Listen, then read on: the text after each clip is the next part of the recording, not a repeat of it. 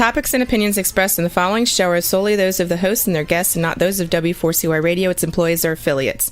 We make no recommendations or endorsements for radio show programs, services, or products mentioned on air or on our web. No liability, explicit or implied, shall be extended to W4CY Radio or its employees or affiliates. Any questions or comments should be directed to those show hosts. Thank you for choosing W4CY Radio.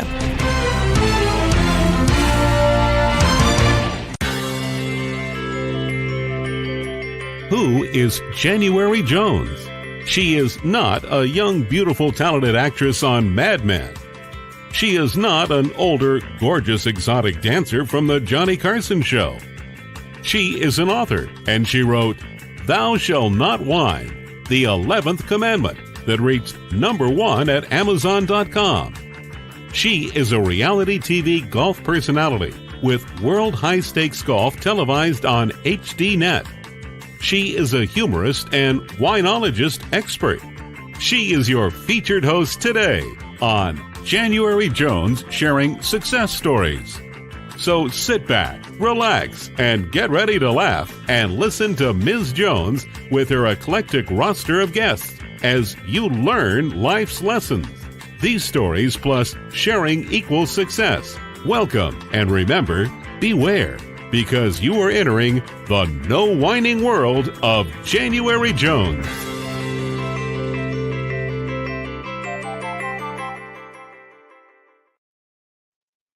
Hello, everyone. I hope you're having a fabulous, wonderful day. I'm January Jones, and I'd like to welcome you to our podcast today from Sarasota, Florida. We're having great weather here, and I hope you're having it in other parts of the country too. I'm now the Glitter Granny. It's my new brand for my soon-to-be coming affiliate marketplace called Glitter Granny Gifts, where I will be selling books and products from Amazon.com in the very near future. I'm really excited about this, and I'll be sharing more details about this project as it develops, so you can join in the fun with me too. Now for my listeners, let me ask you a question. Have you ever wanted to create something? Of course, we all have from time to time thought about that. Well, I mean, after creating all of our children and grandchildren, there's still a lot left for us to do. Tell me, would you like to write a book? Well, you know, everyone thinks about that one. A lot of people talk about it. A lot of people give it some consideration, but it's very few people that actually can sit down and do it. Can you imagine what it would be like to write a book for children? Now, I'm going to tell you something. Writing a children's book is one of the most difficult types of book there is to write. I remember when I first started writing, I went to a seminar and everyone was talking about the different kinds of books they were going to do. And everyone just said, don't go near the children's market. It's so tough. Now, here's someone who's not afraid of the children's market. Have you ever heard of the story Genie? Tell me, have you ever met someone who has actually done it all, created, written, recorded, and now she's promoting her latest book? Tell me, have you heard about a book called SCHLURPLE Purple? Yes, it's a brand new book that she just brought out recently. So if you can answer yes or maybe to any of these questions that I've asked you, you are in the right place. And I would like to welcome you to January Jones Sharing Success Stories. So now it's time to rest, relax, go get some wine, get some cheese and crackers, and join us in the no wine zone. Let me tell you a little bit about my guest today. She is someone that I met here in Sarasota. And she was the tireless, ever-promoting commissioner for the Sarasota County Film Commission, where she promoted this area for filmmakers. My guest is an actress, vocalist, author, audiobook producer, and a performer. She, quite frankly, is one of the most talented people that I've ever met. Today, she's embracing her alter ego, the story genie. She's the official storyteller and entertainer of children in the mythical hamlet of Pekin. This is a character she developed back in 2003. As she says, sometimes it just takes a fun, silly book to help children remember it's fun to say poodle, puddle, middle, muddle. And she says it's gratifying to entertain kids in general, but especially when you're nurturing their love of words from an early age. She has written the popular The Meanie Bug and Other Silly Creatures series. Today, we'll be talking about her latest children's book that's just come out. It's called The SCHLURPLE Purple. Welcome again to the Story Genie, Jeannie Corcoran. Hi, Jeannie. Hi, January. So nice to see you. Hope you can hear me. Let me move my microphone closer since I was having technical difficulties in the land of Pekin over here. I need to bring in the giant and have him hold up something over the silly blinds that were putting stripes on my face. So. Yeah, it's so fun to have you on the show again. You've been here before, but this time you're promoting a brand new book. I am. And it's a very exciting time. I got to see part of the launch on Amazon, and you've done a great job. Let me just ask you a question. And we've talked about this before, about the fact that writing children's books is really a difficult thing. When you started this, how much time does it take from beginning to end, to get it out? Well, I started all this in 2004 when we launched the TV show Tales from the Story Genie.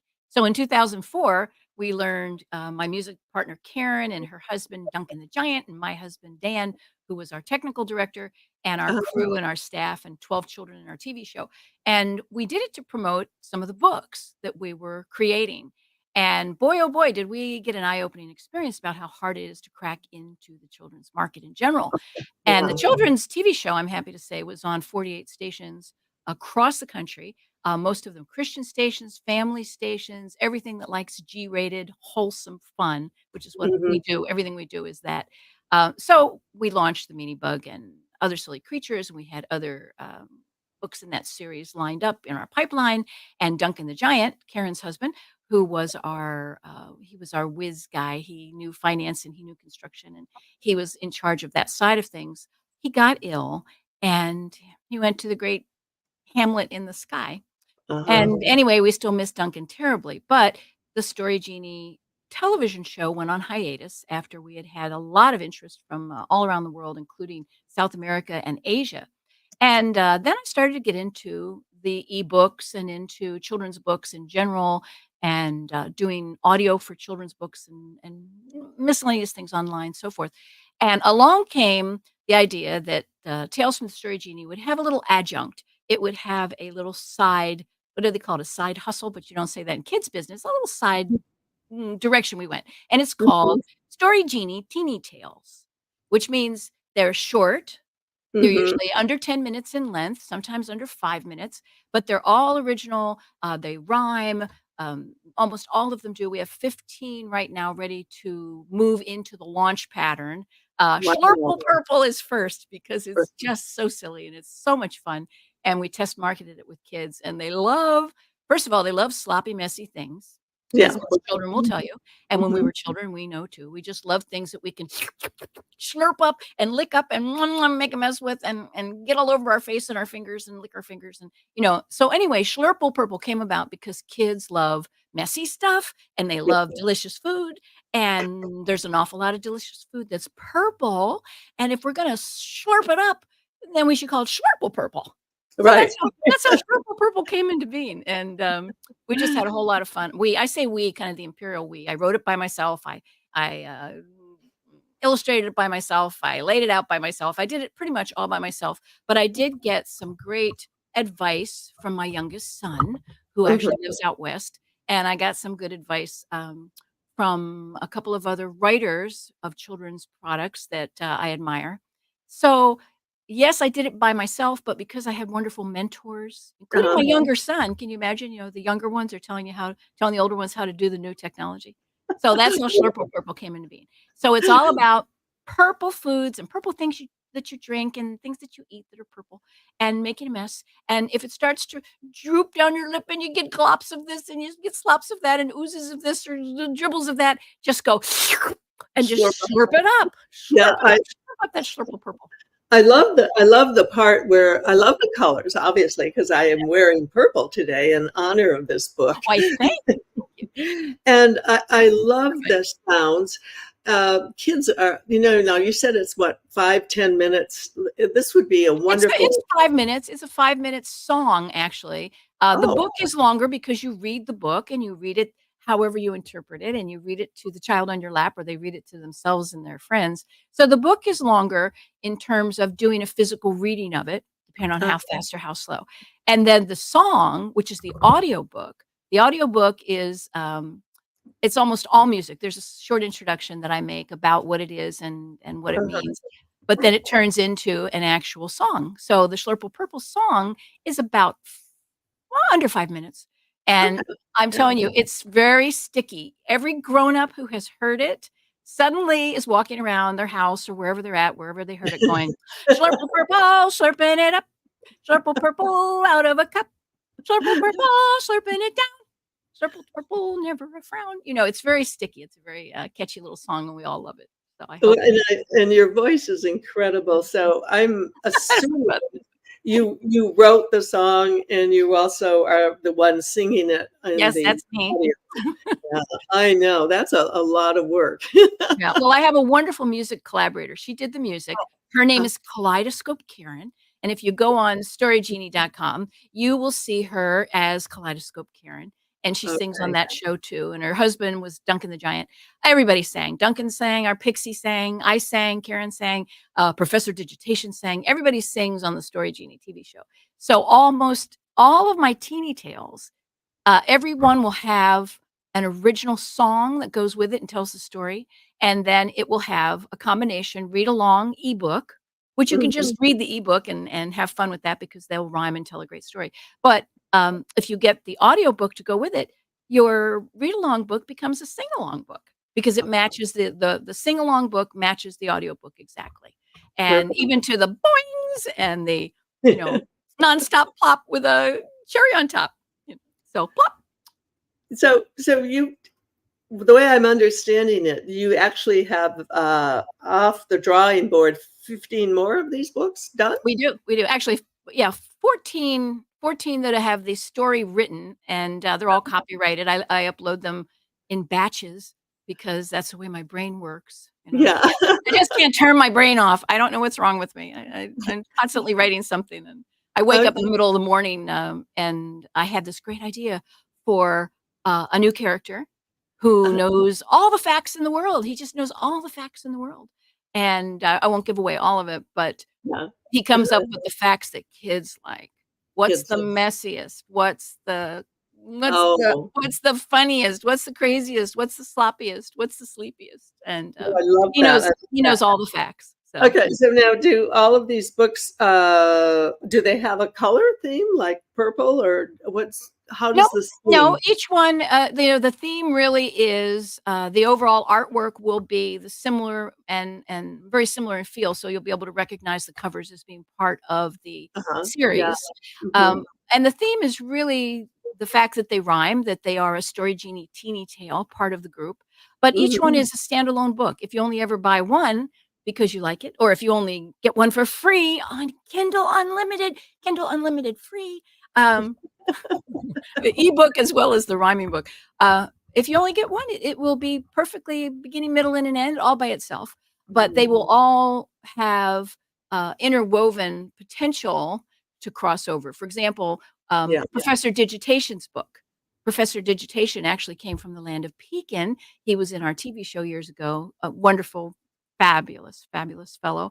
And Professor Digitation travels the world in a globe, and he visits children around the world, and he loves music, and he loves rhyme and rhythm and repetition, and wherever he goes, he gets kids singing and rhyming and poeming, and it's very fun. And actually he goes into places that he's never been, some of it by accident, and he makes new friends. And he has his own little theme song that goes with his audiobook. I'm Professor Digitation, a traveler of note. by plane or train, hot air balloon, or caravan or boat, and so on. So Wonderful. everybody has its own personality, its own song. When we were raising our kids, and as we've done with our grandchildren, reading a story at bedtime was just a part of the routine.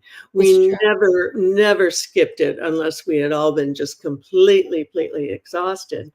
And I so hope that this newer generation can take a break from all of the devices and actually sit down and read a real story with a real book in their hands and get that experience with their children.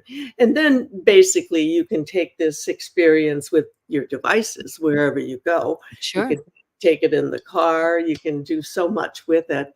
And I think teaching children from a very early age, as you said, the love of words and dialogue, it's such an important gift to give them. Right. And the love of sounds. We had a song long ago in our TV show, and it was called Sounds Around. And bleep and blurp and plop and flip and, what do you say that makes a drip? And we've always focused on words, rhyme, rhythm, repetition, because they're the building blocks of being able to read. They're also the building blocks of literacy in general. And that's also a tremendous contribution to a child's maturity as a speaker, to be able to speak with confidence in front of groups and people, in class, however they want to express themselves. Having power over words gives them power over life. And the power of communication, it's all the building blocks of words from the time they're little. And if they love words and they learn how those words work for them, it makes them powerful. It's very empowering to children. Yes. Right now we're going to share something with our listeners. I love that book. I love that book. As this is for people who are whiners, or if you know someone who's a whiner, like Genie's books, this is another great book to give or to get. Lately, there's a whining epidemic in our world. People are even whining about whining. Are you sick and tired of listening to everyone whining all the time? So was January Jones, the author of Thou Shalt Not Whine, the 11th Commandment, that reached #1 at Amazon.com. Ms. Jones based her book on a survey of the top 10 things that people whine about at all ages and all stages of life. January is a success coach that can tell you how to help others. When you buy Thou Shalt Not Whine, the 11th Commandment, you'll find out what people whine about and how to stop them from whining. This is the perfect gift book to give or get for any occasion. Thou Shalt Not Whine was voted the best gift to be given anonymously for those special people in your life. Ms. Jones is an internationally known author in the style of Irma Bombeck, specializing in housewife humor, with her book being published in Korea and China. You can find Thou Shalt Not Whine at Amazon.com. Welcome back with my guest, the Story Genie, and she's visiting with us today. I also want to tell everyone that Thou Shalt Not Whine is also available in an audiobook. How about that? Yeah. And it was done magnificently, and we're happy to share that with you. Also, Genie, could you share with our fans your information and share more about the fact that this Kindle book is available free? I will. You can go to my website anytime, www.story, STORYGENIE, storygenie.com. And on Amazon, if you put in Story Genie or Story Genie Corcoran, which is my last name, you'll find a variety of my books. You'll find SCHLURPLE Purple. If you just go in and type the word SCHLURPLE, SCHLURPLE with an L, SCHLURPLE Purple. If you just type in SCHLURPLE, it'll come right up with the book, the sing-along book, which is a different version, and the audiobook, which is on Audible. So Amazon has everything, and we are going to have some video up on YouTube that is being worked on as we speak, but that's not out there yet. I hope it'll be out in this week. We'll see. Yeah, well, the things can happen overnight in the way the world works now. Also, I want everyone to know that if you have a book, or if you know someone who has a book, that it's time for them to get into the audio world. Oh, yeah. And Jeannie has done, I've written 6 books, and she has done 4 of them for me, put them into audio. And wow, what a great job you've done, Jeannie. It's Oh, just, thank you. They're it's so a much fun. I've done about 2 dozen books in about 36 months. So wow.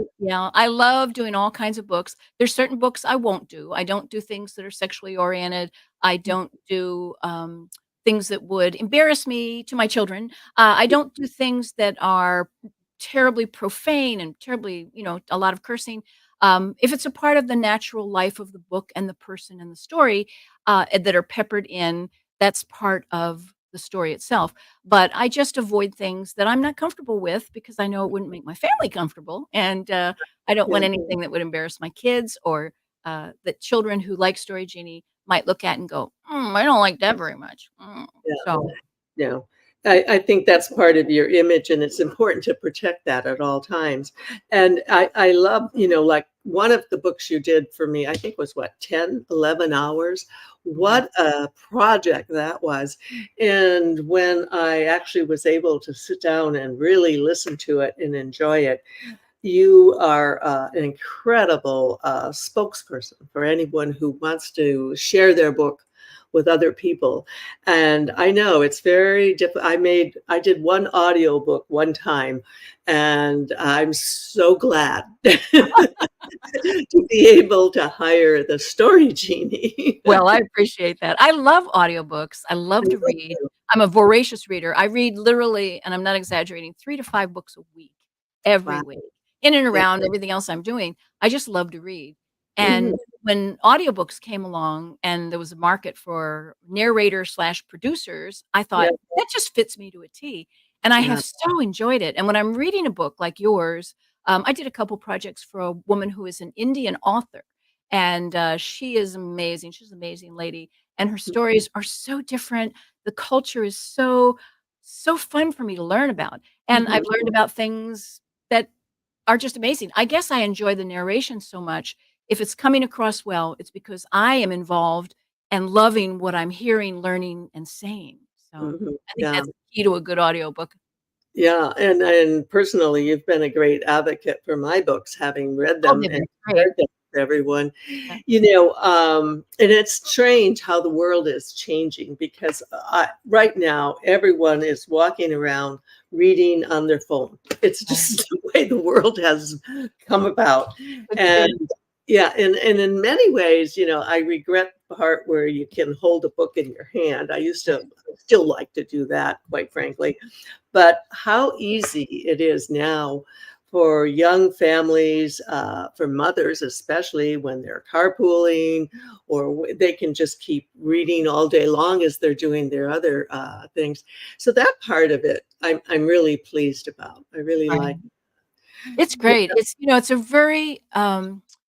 a very accessible world right for learning. Now, it's also an accessible world, unfortunately, for distraction.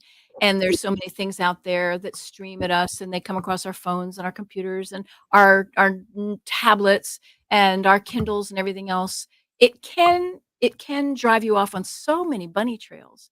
yes, But I always ask myself before I watch a movie all the way through, or before I read a book, if I start it, now, am I willing to give this hours of my life? Is yeah, it is it gonna be worth it? Is this 2-hour movie gonna be worth watching? Is this 7-hour book gonna be worth reading? And you know as you're getting into it before, they used to always say in Los Angeles when I was in the business full time is, within 20 pages of a book, within 20 pages of a script or a screenplay or a manuscript, you know. And they just toss it aside. So when you're working in that business and you're trying to sell content, you better make those first 20 pages pop, just yeah, yeah, and catch yeah. them right, hook them good like a fish. Yeah. Oh yeah, yeah, that's for sure. And You your know, books all do. Everything you written is wonderful. I especially love your books. They're great.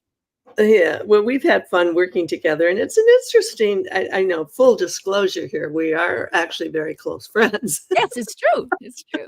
which Lucky me. we Lucky go me. out to lunch all the time together. I Mhm. just feel like we should be eating a sandwich or something right now. It's so much fun to have you. Now, you've had so many careers. Let's kind of look back at the arc. You author, writer, entertainer, incredible vocalist, actress, Mhm. audiobook producer, just a wonderful, talented performer. When you look back, which of your careers do you feel that you enjoyed the most and that you worked the hardest at? Gosh, that's a hard one.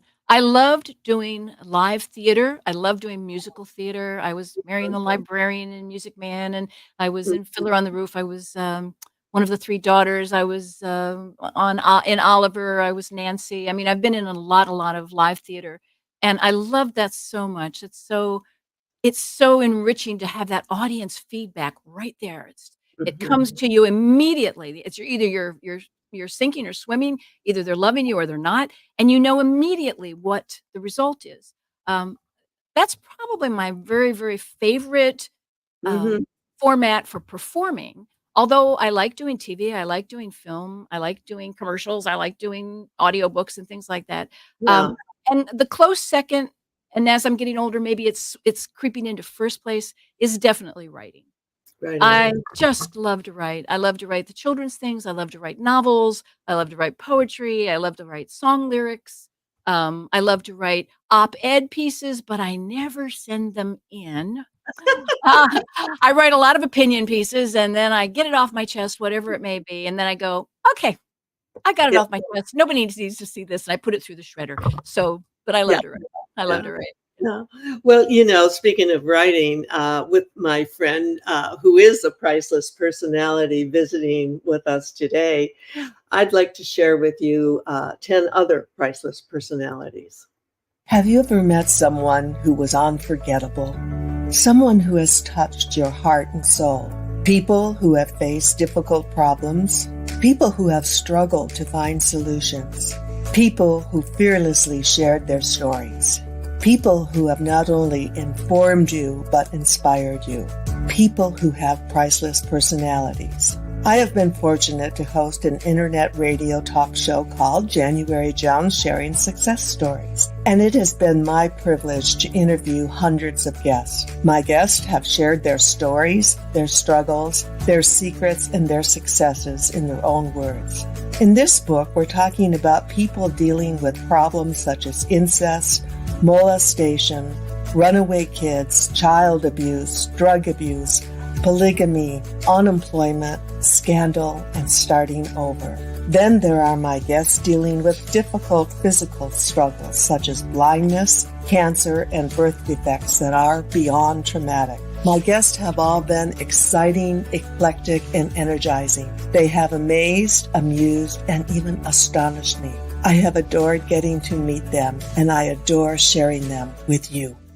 Attention all listeners. Priceless Personalities, Success Stories Shared by January Jones, Volume 2 is now available at Amazon.com in paperback and Kindle editions. You'll be able to meet 10 amazing people who will be sharing their own personal stories with all their struggles, successes, and solutions, sprinkled with lots of humor and hope. Priceless Personalities features a teenager who becomes one of the famous Supremes from Motown, a nurse who as a humorist helps people to heal, an inspiring laughter yoga instructor, a mother dealing with the loss of a child, an incredible motivational speaker, a woman who married 5 times, a gifted paranormal nurse, a wise economist, a funny female humorist, along with an older man sharing his sweet childhood in the Deep South. January's guests are all amazing and amusing. You will never forget meeting them. Go to Amazon.com for your own priceless experience. Welcome back with my priceless friend. And when I'm working at the drawing board on volume 3 of Priceless Personalities, the story Genie is going to have her own chapter for sure. Oh, that's very kind. I and just want to say, January, your books have touched on such heart-wrenching, and also heartwarming people. Hmm. They're just such a valuable read to have other lives that have been so impactful touch us, and I really appreciate them. I really Yeah. do. Well, thank you. And I must say, I wrote my first book when I was 50 years old. So if you're out there thinking, oh, I could never do a book, you can do a book. If I could do it at 50, anyone can do it. And right now I'm working on book number 7 and book number 8, kind of like Genie, have throwing all the things up against the wall That's and right. see what's going to stick. Um, okay, so now let's talk about writing. What kind of writer are you? Do you write in the morning? Do you write in the middle of the night? Share with us your writing experience, how you put it from your head to the paper.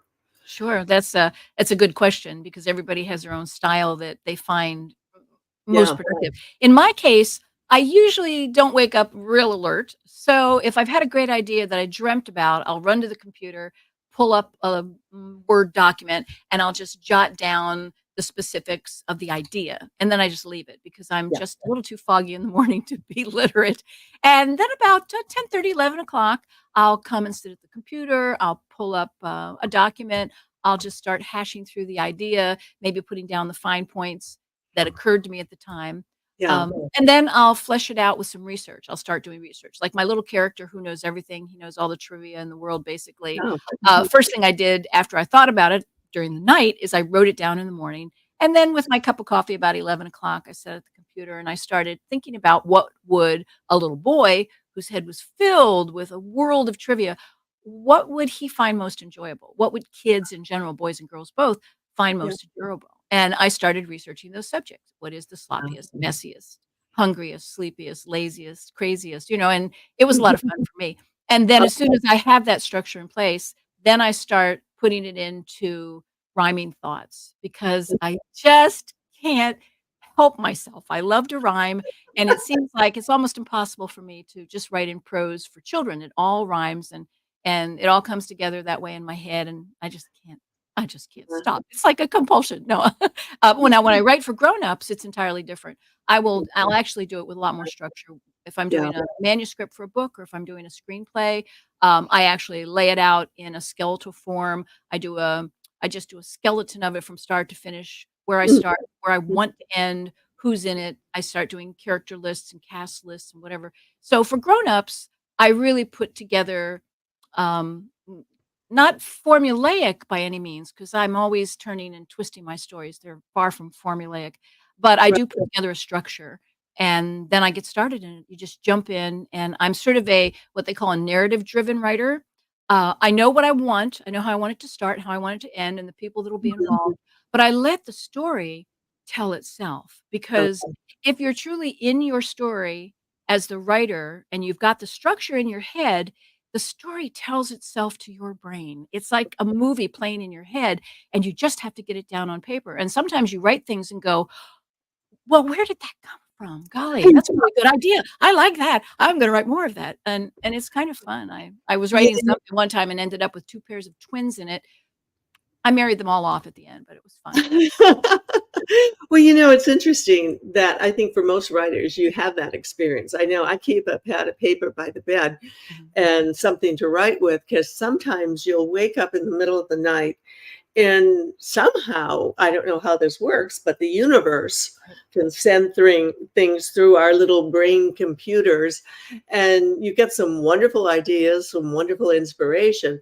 But of course, the key is remembering it when you wake up. Boy, is that true? That is so true because you have this great I don't know about you, but I have a great dream, and I'm Yeah. dreaming it, and I know I'm dreaming it, and I'm thinking, "Wow, this is quite a plot. Oh, I love this, I love this, I love this. I wonder how it's gonna turn out." And then I wake up, and I try to write it down, and it's just like wisps. They just blow away on the breeze. It's like blowing on a dandelion. As soon as you wake up, poof, off it goes. So having paper and pen by the side of the bed is old school, but it is really effective. I like it too. Oh, yeah, and, it's interesting, this past week, we had a lunch with an interesting, gal that we just met, Right. Cindy Jordan, who is an incredible writer.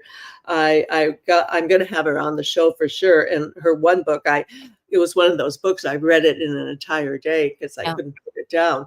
But the three of us were talking about that. And a lot of times I would write, from 10, 11 into 2, 3 in the morning, Yeah. Me too.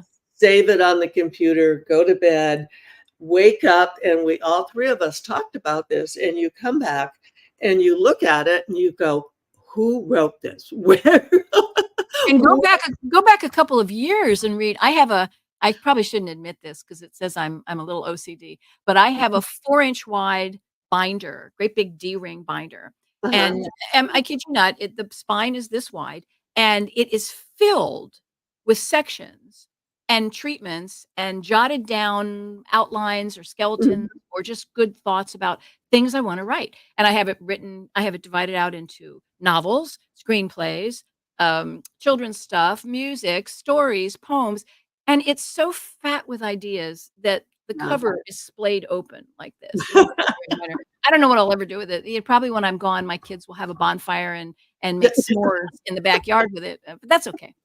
But you have to get it out of your head onto the paper, and Yeah. occasionally I'll go back and root around in it just to see if there was something that jumps out at me, and I do that. I'll say, "Gosh, I don't remember writing that. I don't remember that really fun little character," That's a and very common thing. I always have so many authors on the show because Yeah. I love promoting them.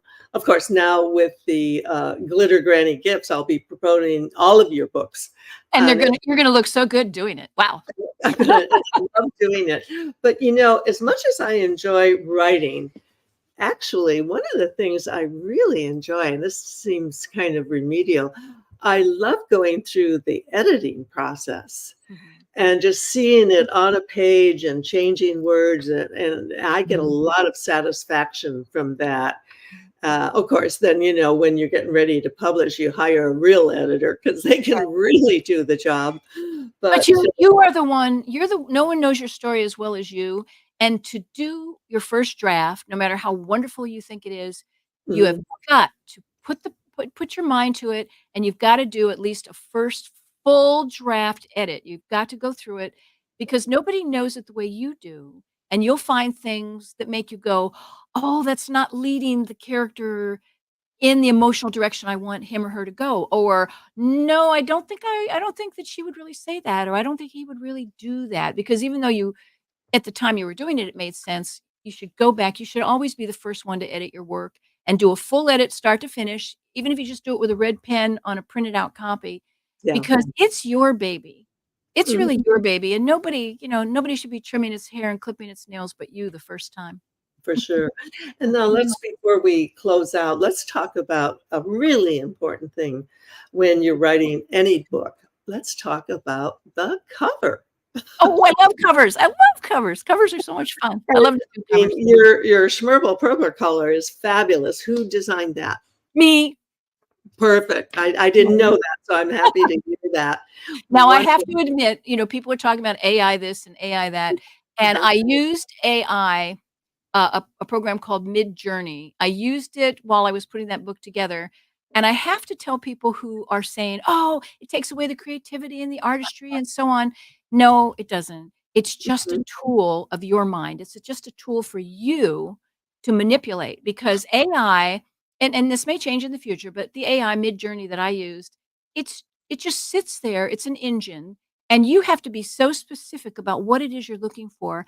And let me tell you, you will do it over and over and over. If you say to your AI, "I need a watercolor children's illustration of kids laughing with bright colors, um, licking an ice cream cone."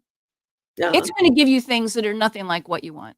I mean, you'll get 4 images immediately, and you'll go, "What? What? That doesn't even look like an ice cream cone. That looks like a great big soup spoon." I mean, you'll Yeah. get things that just make no sense to you because a machine is trying to make algorithms match your human logic. And it'll Okay. get better and better, but the more you do it, the more you learn it's your mind creating it. It's your brain creating it. It's your creativity and your creative juices. And if you couldn't think those thoughts and express those thoughts and explain what those thoughts mean in your brain, the AI is just going to sit there. It's not going to make up your work. It's not going to do it for you.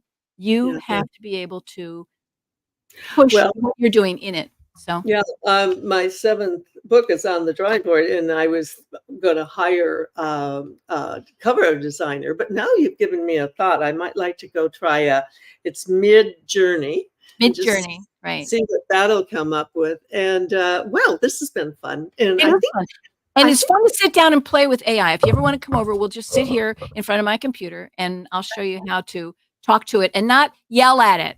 Because yeah. I have a story about a flying dog, and I'm going to tell you right now, it's not getting it. It doesn't understand. It doesn't understand what I'm saying or doing, but I'm working on it. Oh my gosh, this has been so much fun, and thank you so much, Genie, the story Genie. I love doing this because I love sharing our little bit of knowledge with other people who might be thinking about writing. And I encourage everyone, give it a shot. You've got nothing to lose, right? Right. There's a song out there that says, express yourself. Express Mhm. yourself. Yeah. You need to. We all need to get that out of our head and onto the paper or onto the page or onto the canvas. You know, paint it, draw it, sing it, dance it, whatever it might be. Let it out. Mhm. Well, to our listeners, thank you for entering the No Wine Zone with us, the Glitter Granny and the Story Genie. Thank you. Please share our stories and our show with everyone you know. And remember, you need to stop whining, start smiling. And if that doesn't work, then you can just start eating chocolate. Lots and lots of chocolate.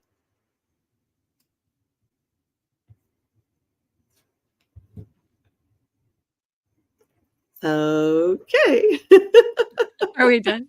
Yeah, I didn't mention the chocolate. I like chocolate. And I do write overnight a You lot. know, I'm just looking at my chat thing, and I finished too early. I was so worried, and we actually have a few more minutes. Super. Oh, let me ask you that question I always ask, and I can't remember what you said the last time. And the question is, if you could have dinner with anyone living or dead besides me, who would it be? Oh, golly. You know, I have all kinds of answers. You know, from a faith standpoint, I'd say I'd love to have dinner with Jesus. From a Uh-huh. political standpoint, I'd say I would love to sit down and have dinner with Abraham Lincoln. From a societal standpoint, I would love to sit down and talk to Susan B. Anthony.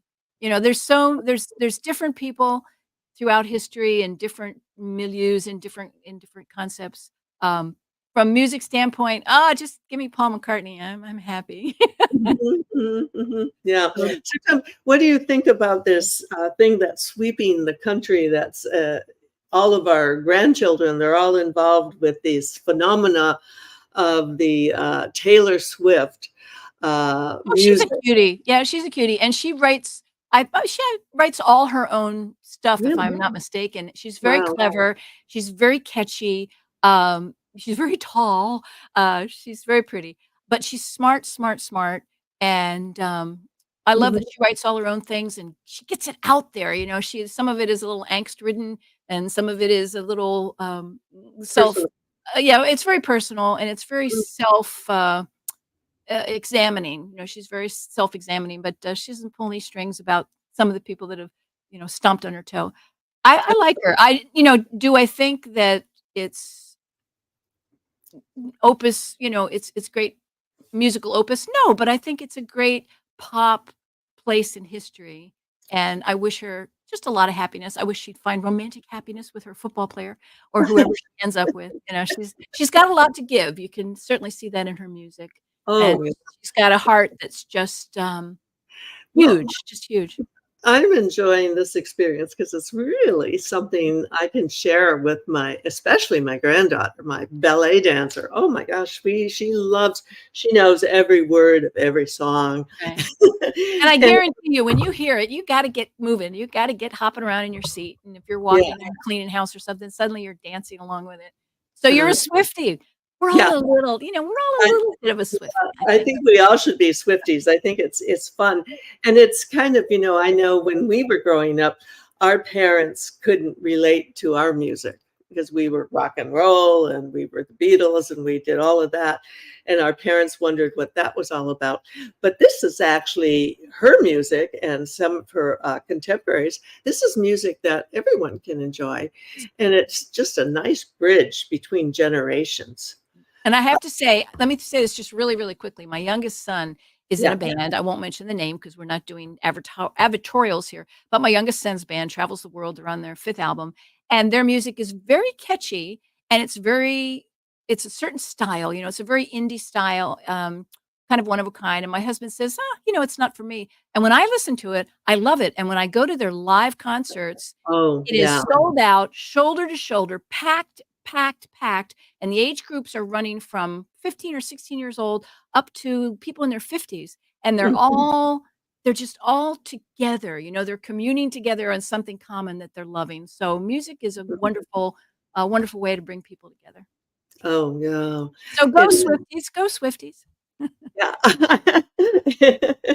Yeah, I think it's good for all of us to experience new things. And I think this is a wonderful opportunity. As I said, it's a generational bridge because all of a sudden we all have something we can talk about. It's either the music or the football player or or how tall she is. And she has the best lips. I love the shape of her lips. They're so pretty. It's not a silly thing to admire about somebody, but she has beautifully formed lips. Her and Charlize Theron, beautiful lips. Well, I was reading this morning about all the awards for the Grammys coming up. And of course, she's getting right up there between her and Beyonce. I mean, they're just breaking records with all the awards that they're winning. And they're both such wonderful talents and I think incredibly important role models. Right. Well, and look at how diverse they are. Look at how they're polar opposites in music style, in physical appearance, in dance style. It's just wonderful. I mean, it's wonderful to just see this broad spectrum of kinds of music and beats of music and types of music. I love it. I love it all. I do too. It's invigorating. It's good for all of us. Now, I know this is a silly question to ask you, and you're probably going to laugh in my face, but when you look back, do you have any things, not regrets, but things you wished you could have done differently at this stage, looking back? At this stage, there are things I wish I had done differently, but they are silly things, silly things like I wish I had taken piano lessons and I could accompany myself. I wish I could play a musical instrument and I so admire people that can. I wish that I had taken up tap dancing. I tried it once, years and years ago when my kids were little. I took some tap dancing classes. I had so much fun, but the life of a young mom with young kids and working full time and still trying to, be a good soulmate to my husband and a good parent to my children, I had to give up tap dancing. So I'd like to do that. But maybe the one thing, seriously, that I really wish I had done differently is I wish that I had known my mother better. I wish I had known her better. She died, my biological mother died really young. And kids out there, never take your mom for granted because the world is unpredictable. And whoever you love, tell them today and tell them every day you love them and ask them about themselves. If you're young, ask your mom, ask your dad, ask your grandparents, your favorite aunts and uncles. Ask them about themselves and their background and their childhood because you can't go back. You don't get a do-over. So I wish I'd done that. And, I think one thing that the two of us share, then we know we're both very lucky and very blessed. We both are very good at picking husbands. Yes, for sure. That's for sure. Yeah. So Genie and I, we also share the fact that we both have been married 53 years. Yes, that's right. I was 3. I was 3 years old. Yeah, she was very young. Now I was a teen. I will admit I was a teenager when I got married. Yeah, well, I was just barely out of my teens too. So it's a big number. And as another thing goes by that, I find it hard to believe that it's actually a true number for both of us. Yeah. Well, and these senior success stories, once you're over 55, folks, you're a senior. I don't know if you like it or not. Welcome to the club. Oh, I know, because I'm now at the point where I'm taking my kids, my 4 kids to movies with me, and it shocks me when I'm going up and buying tickets for 3 seniors, and one of them's my kid. That's funny. How does that happen? How does that happen? I don't know. I sometimes I had someone much smarter than me say to me one time, you'll find as you grow older that your brain stops thinking of itself at a certain age. So when you're 50, your brain is still thinking you're 35, maybe 38. And then suddenly you realize, no, I'm not. Oh my gosh, how did that happen? And then suddenly you're 60 and your brain is thinking you're 45. Okay. 47. So, I'm always counting backwards at least by 10 or 15 years because Well, that's where my brain is at. Speaking of time, now we really are saying goodbye. Okay. Well, it's been wonderful and fun. I misread my cues earlier. So all of our dear friends, we hope to see you next week. And I'm going to have a nice surprise. I think that I'll be introducing you to one of the Golden Bachelorettes, which I'm very excited about. Now, everyone, take care and stay safe until we meet again next Tuesday. Bye-bye. Bye-bye. We want to thank you for listening to January Jones Sharing Success Stories. Always remember Ms. Jones' personal mantra, if you can think it, you can do it. That's what all of our guests have done with their lives, and so can you. You are the ultimate success coach in your own life. All you need to do will be to start sharing your own story with your family and friends. We hope that our guest stories will encourage you to explore an equation in your future that will combine your creativity plus connecting with others will enable you to be successful too.